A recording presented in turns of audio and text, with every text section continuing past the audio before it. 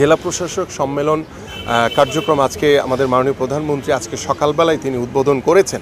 এবং তিনি বক্তব্যের আগেই তিনি কিন্তু গতকালকে যে নতুন করে স্পোর্টস আমাদের যে সন্তানদের যে তরুণদের যে উৎসাহ যে উদ্দীপনা যে স্পিডটি তিনি দেখেছেন গতকালকে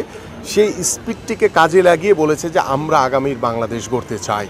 এটি হচ্ছে আসলে বাংলাদেশের আসলে স্পোর্টসের জন্য আমি মনে করি যে একটি যাত্রা একটি নতুন অধ্যায় আমরা শুরু করেছি। তো সেই অধ্যায়ে আমরা আশা করি ইনশাল্লাহ চলার পথে আমাদের হয়তো বা কোথাও কোনো ভুল ত্রুটি থাকতে পারে, সেগুলোকে আমরা শুধরে নিয়ে আমরা সঠিকভাবে বাংলাদেশের ক্রীড়াঙ্গনকে এগিয়ে নিয়ে যাওয়ার জন্য যা করণীয় আছে যা করা দরকার সেই কাজটি আমরা করতে চাই ইনশাআল্লাহ। মন্ত্রী একটা প্রশ্ন ছিল, কালকে আপনার বক্তব্যে বলেছেন যে প্রধানমন্ত্রী কন্যা জাইমা রহমানকে স্পোর্টস ডিপ্লোমেসির সাথে সংযুক্ত করা হবে।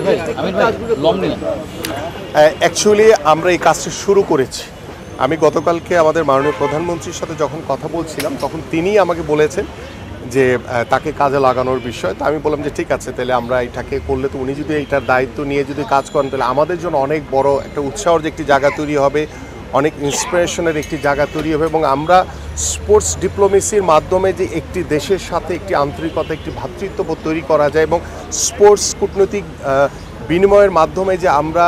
আমাদের বাংলাদেশের যেই ক্ষেত্রে আমাদের স্পোর্টসের সুযোগ সুবিধা বৃদ্ধির জন্য যেই সহযোগিতাগুলো আমরা আমাদের এশিয়ান কান্ট্রিগুলো রয়েছে, আমাদের ইউরোপিয়ান কান্ট্রিগুলো রয়েছে, যেই দেশের থেকে আমাদের যে স্পোর্টসের যেই খাতগুলোর কোথায় যে দুর্বলতাগুলো রয়েছে সেগুলোকে কিভাবে আমরা সঠিকভাবে কাজে লাগাতে পারি সেই বিষয়গুলো নিয়ে ইতিমধ্যে কিন্তু আমাদের পররাষ্ট্র মন্ত্রণালয়ের একটি স্পোর্টসের একটি উইংস খোলা হয়েছে স্পোর্টস ডিপ্লোমেসির জন্য। সো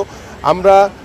আমাদের স্পোর্টস মিনিস্ট্রি, আমাদের পররাষ্ট্র মন্ত্রণালয় এবং সার্বিকভাবে আমাদের মাননীয় প্রধানমন্ত্রীর নির্দেশনায় আমরা স্পোর্টস ডিপ্লোমেসির মাধ্যমে আমাদের বাংলাদেশের স্পোর্টসে কিভাবে আরও অনেকভাবে অবদান রাখা যায় সেই বিষয়গুলো নিয়ে আমরা কার্যক্রম শুরু করেছি মাত্র।